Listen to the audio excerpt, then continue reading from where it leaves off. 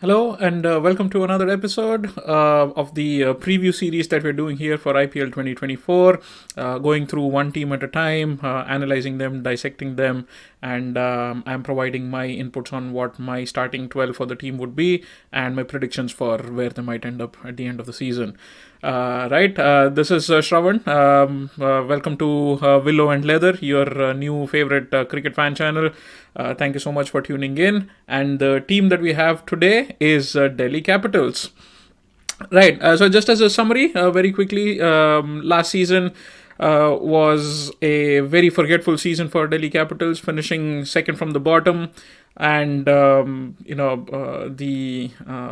unavailability of Rishabh Pant was definitely a massive blow for them.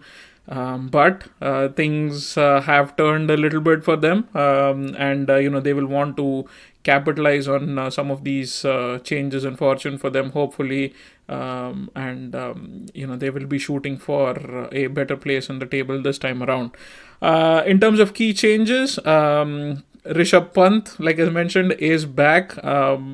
Very, very heartening to see him back on his feet again, playing competitive cricket again, and from the looks of it, he seems raring to go.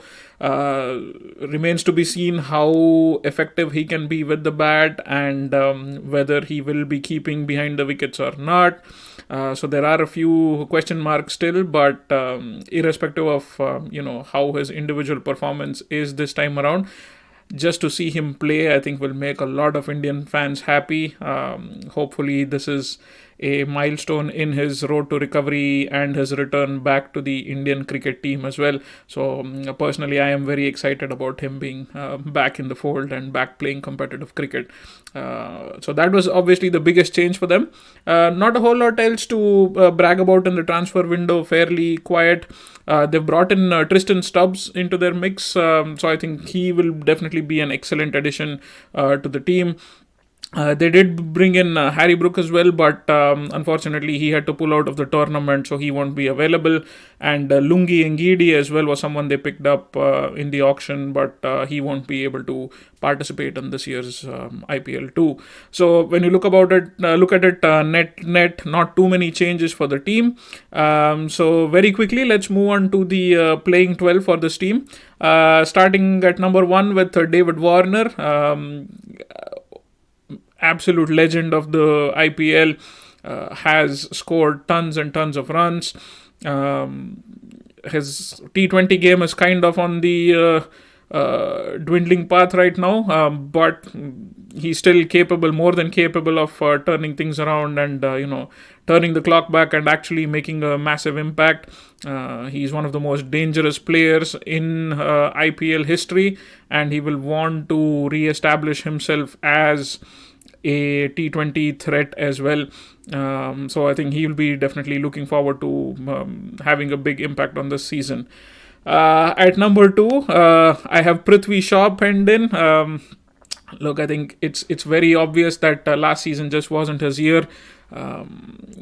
Both on field and off field, I think he had a lot of challenges to deal with, and I'm pretty sure it took a mental toll on him as well. But it's a new year, it's a new start, and if the Delhi Capitals management show faith in him once more, we've all seen how explosive he can be right at the top. An absolute game changer when he's on fire. So the big question is, can he be on fire? Can he be on song? Right? That's the big question mark on everyone's mind.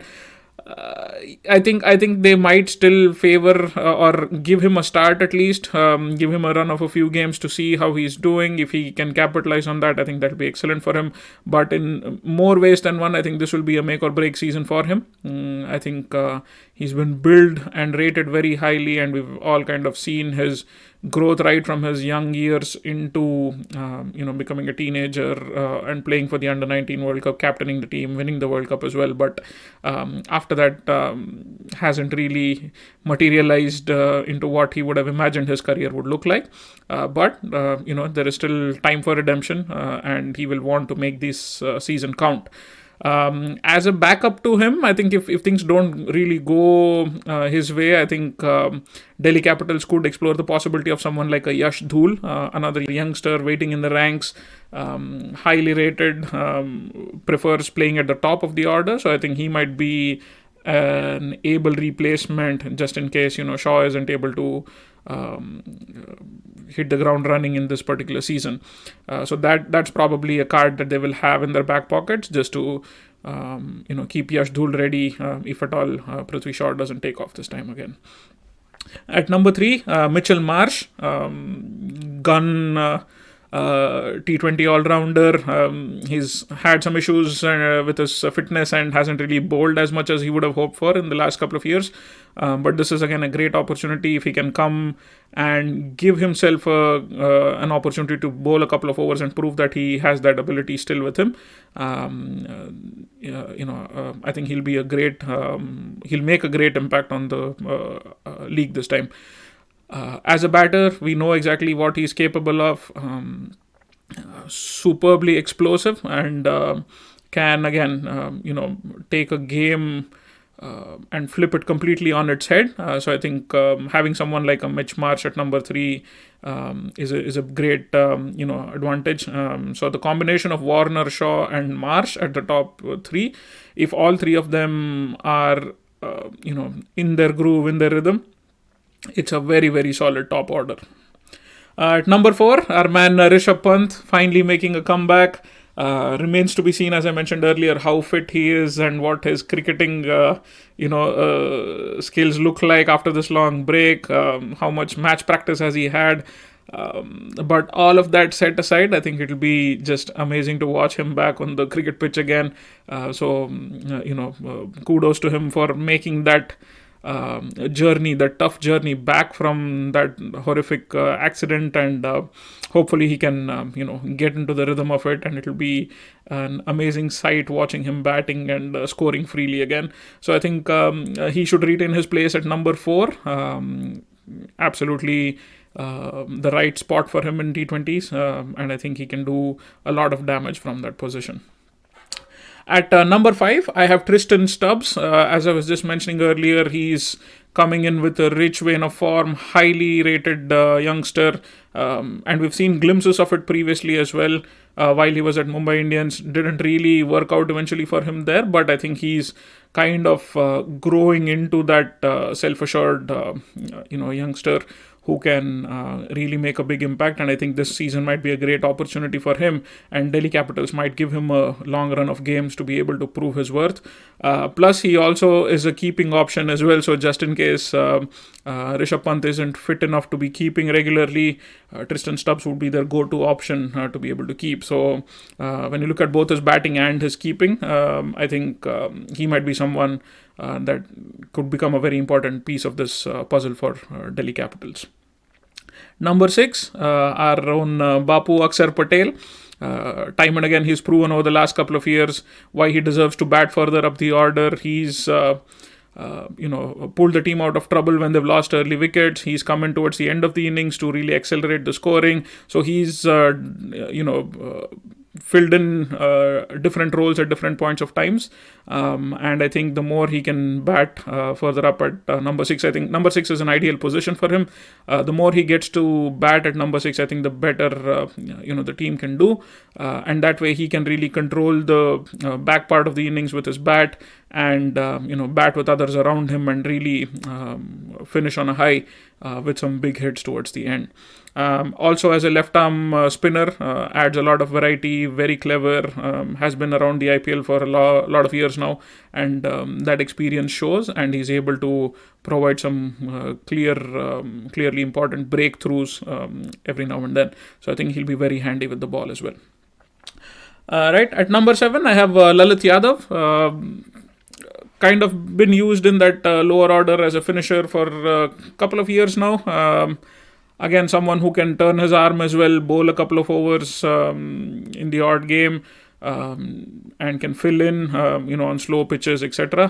But from a batting standpoint, I think he's not really been able to create an impact in terms of closing out games for his team, and I think that will be a big concern for Delhi Capitals, and I will be hoping he can address it. I was trying to look around the roster, but I couldn't really find an alternate for him to fill in that role. So I think Lalit Yadav will probably still retain his place at number 7, which is why I feel like they missed out on a trick or two in the auction by not going after a more prolific finisher. But they have to do the best with the resources that they have, and I think Lalit Yadav probably is still the right option for that position. And so that covers up the batting aspect. And number 8 onwards is all bowlers for me. And I think overall they have a pretty solid bowling lineup. Starting with Kuldeep Yadav at number 8, the left arm wrist spinner. Absolutely exceptional form in the last couple of years, playing for India in all different formats and doing exceptionally well across the board.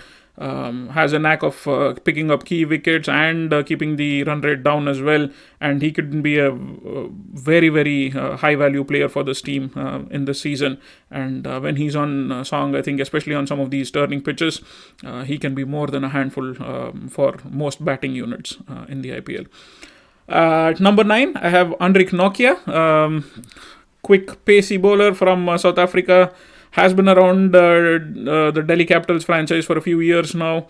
Has delivered on and off. I think there was like a season, I think that was the one that we played in UAE with him and Rabada coming in and bowling in tandem, and that was like a breakthrough season for him.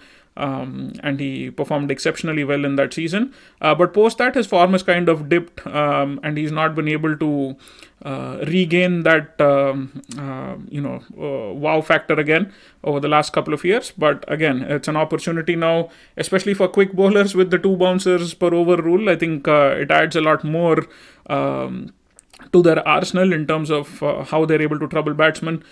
So I think quick pace bowlers like Nokia will be a handful this time around, and he'll have a big role to play as well. Number 10, Ishant Sharma, another veteran of the IPL, has been around for a long time now, and has fairly, provided decent contributions. I don't think he's had like horrid years as such, but he's kind of very rarely had exceptional years as a bowler too. So I think he's somewhere, kind of in the middle of the pack. Does a decent job for most games, and is just able to do enough to kind of keep him in contention for a spot in the team. And just with those years of experience, I think he can still outfox some batsmen as required to. Number 11, Mukesh Kumar, another breakthrough star from the last couple of years at Delhi Capitals. Last year was exceptionally great for him, which eventually led to an India team call-up for him as well. And it was great to see that. And he's been bowling with a lot of heart at Delhi Capitals. And, I don't anticipate anything changing there. And he should be able to have a significant contribution for this team as well. And finally, at number 12, I have Khalil Ahmed, left arm pacer, adds a little bit of variety being a left armer, and I think that really is an important factor to have in your arsenal. And again, one of those guys who's been around for several years and has made decent contributions. The team will want a lot more from him though, obviously, and that kind of rounds up my list of 12 players for Delhi Capitals. Now, as I mentioned, 8 onwards is all specialist bowlers, so the batting kind of almost stops at 7. At number 8, Kuldeep can come in and hit a few as well, but when you look at proper batting all-rounders, I think that stops at number 7.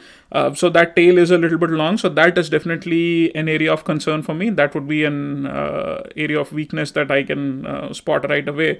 So to kind of potentially plug that gap, they could look at bringing in another additional batsman and sacrificing one of the domestic pacers, probably Khalil Ahmed or maybe even Ishant Sharma. I guess they could probably switch between the two and then slot in someone like a Yash Dhul lower in the order, maybe at around 6 or 7, and push Lalit Yadav one position further down as well. So that could be a way that they work around this challenge of a long tail. But other than that, I think spin department is fairly sorted with Kuldeep, Akshar Patel and Lalit Yadav there to turn the ball as well. And from the pace department standpoint, I think Nokia, Mukesh Kumar, Ishant and or Khalil, I think that's a fairly good pack of bowlers to have. I think Nokia needs to have an exceptional season. He would be looked up to as the leader of the bowling attack there, and he needs to fire for them to be successful. But that probably is another area of concern for me. Just the fact that none of these bowlers have made a massive impact in the IPL so far. Every one of them has the potential to do it, but we haven't really seen that yet. They haven't set the IPL on fire as of right now. Mukesh Kumar probably is the one breakthrough player from last year, but I think he will need to continue his form, and the others will probably need to step up a notch or two to be able to make that bowling attack a little bit more potent. And then again, some concerns at the top of the order with the form of batters like Prithvi Shaw and David Warner, and also a big question mark around Pant's fitness and his form as well. So we'll need to keep an eye on that too. But overall, because of all these concerns, I feel like it'll be a challenge for them to make a push for the top four.